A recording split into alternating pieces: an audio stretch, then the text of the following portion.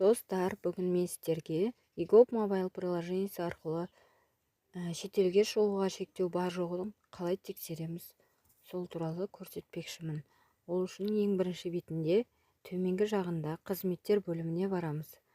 Осы жерде саяхат, шетелдегі өмір және иммиграция деген бөлімде кіреміз. Осы жерде шетелге шығуы шектелген борышқорлар тізілімі және атқару өндірісі бойынша борышқорлар тізілімі бойынша шетелге шығуға тыйым салынғандығы бар болуын тексеру.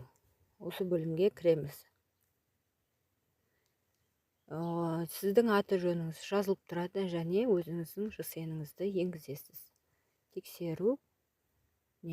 Егер бар болса, астында шектеулер шығып тұрады. Шетелге шыға аласыз ба, шыға алмай. Егер ешқандай шектеу болмаса, ешқандай борышқор болмады деп шығып тұрады бұл ЖСН бойынша.